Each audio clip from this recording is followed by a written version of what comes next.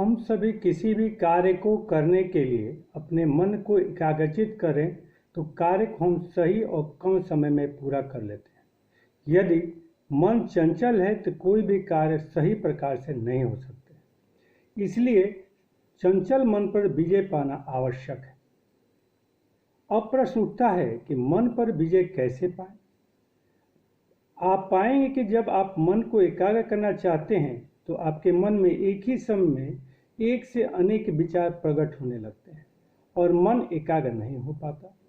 कहने के लिए बड़ा कठिन कार्य है। मैं कहता हूँ, संसार में कोई ऐसा कार्य नहीं जो नहीं किया जा सके। इसके लिए केवल सतर्कता और अभ्यास चाहिए। महान संत कबीरदास जी कहते हैं, करत करत अभ्यास करी, जड़मति हो सुजान, रसरी आवत जात, सिल पर पड़त निशान। अर्थात यदि कोमल रस्सी से कठोर पत्थर पर रगड़ा जाए तो उस पर निशान पड़ जाता है। तो हमारा मन तो बड़ा कोमल है, इस पर उसी प्रकार लगाम लगानी है जिस प्रकार एक घुड़सवार घोड़े पर लगाम लगाता है और जैसे चाहता है उस तरफ घोड़े को मोड़ लेता है। ऐसा उसके लगातार निरंतर अभ्यास से ही संभव है। लगातार अभ्यास से चंचल मन भी प्रशिक्षित घोड़े के समान हो जाता है। आप स्वयं अध्ययन करें कि आपका मन किस प्रकार के विचारों की तरफ अधिक जाता है। इसे आपको अपने मन पर नियंत्रण करना सुलभ और आसान हो जाएगा। मन की आदत है इधर उधर दौड़ते रहना, वह एक लक्ष्य पर स्थित नहीं रहता। अर्जुन भगवान श्री कृष्ण से कहते हैं, चंचलं ही मनः कृष्ण प्रमादि बल वृधम्, तच्चंग निग्रह मन्ये वायोरिव सुदुष्कृतम्। अर्थात, हे कृष्ण, मन बड़ा चंचल है, यह दृढ़ और बलवान है। इसके लिए इसको बस में करना वायु के अपने बस में करने के समान है और यह अत्यंत कठिन मानता हूँ। तो भगवान श्री कृष्ण कहते हैं, संशयं महाबाहो मनो दुर्निग्रह चलम, अभ्यासेन तु कौन्तेय वैराग्य च गृह्यते। अर्थात, हे कौन्तेय, निसंदेह मन चंचल है और कठिनता से बस में होने वाला है, लेकिन निरंतर अभ्यास और वैराग्य से इसको बस में किया जा सकता है। मन पर विजय पाने के लिए आवश्यक है कि हमें पहले तृष्णा, इच्छा और इंद्रियों पर नियंत्रण स्थापित करना होगा। आपने एक इच्छा की पूर्ति की नहीं कि दूसरी आपके सामने प्रकट हो जाती है। जैसे एक समोसा खाया नहीं कि आपकी जीवा रसगुल्ले की मांग करने लगती है। रसगुल्ला खाया नहीं कि पेड़े की मांग करने लगेगी। यानी कहने का अर्थ है कि आप उसकी इच्छा को पूर्ति करते करते थक जाइएगा, लेकिन वह उसकी इच्छा समाप्त नहीं हो।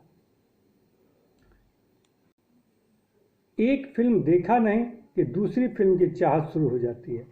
आप एक रमणीय स्थान पर घूमने जाएं तो आप पुनः दूसरे रमणीय स्थान पर जाने की इच्छा प्रकट करने लगती है। कहने का तात्पर्य है कि जीवन पर्यंत भी मन की इच्छा को पूर्ण किया जाए तो भी उसे पूरा नहीं किया जा सकता। इसलिए इच्छा का त्याग ही सबसे अच्छा तरीका है। इसे त्याग से आपको परम शांति और संतोष की प्राप्ति होगी। मन पर विजय कोई लड्डू नहीं है कि बाजार गए, खरीद लिया और खा लिया। यह लगातार नियंत्रण और अभ्यास से ही संभव है। हम जन्म से ही मन के लगाम को खुला छोड़ देते हैं, इसलिए इस पर नियंत्रण करने में बरसों लग सकते हैं। हम सभी एक इंद्रियों पर नियंत्रण पाकर मन पर विजय नहीं पा सकते। इसके लिए हमें सभी इंद्रियों पर विजय पाना होगा। यदि हम क्रोध पर विजय पा लिया, लेकिन अच्छा काम है, लोभ और वासना का क्या होगा? इसलिए मन पर विजय पाने के लिए सभी पर विजय पाना होगा। इसके लिए हमें निरंतर अभ्यास करते रहना चाहिए।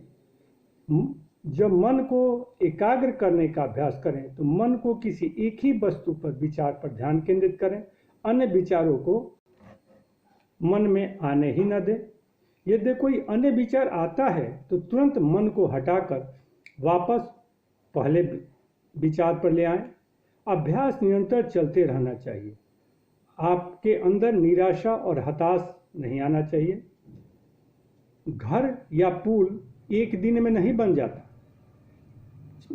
मिट्टी में अगर आज बीज डालेंगे तो कल वह पेड़ नहीं बन जाएगा। हर चीज में समय लगता है। समय और निरंतर अभ्यास से आप सफलता पा सकते हैं। समय तो हर चीज में लगता है।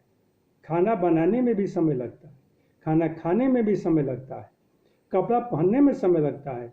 तो ये तो मन है जो जन्म से ही इसको खुला हमने छोड़ दिया है और इस पर अब नियंत्रण करने चाह रहे हैं, तो समय तो लगेगा। इसलिए उत्साह और लगन से अभ्यास करें, किसी भी परिस्थिति में इसे न छोड़ें। एक दिन सफलता अवश्य मिलेगी। प्रयास और सफलता के साथ आपको निरंतर आनंद, प्रेम और शांति की अनुभूति होगी। अगर मेरा वीडियो पसंद आए तो इसे सब्सक्राइब करें और लाइक करें।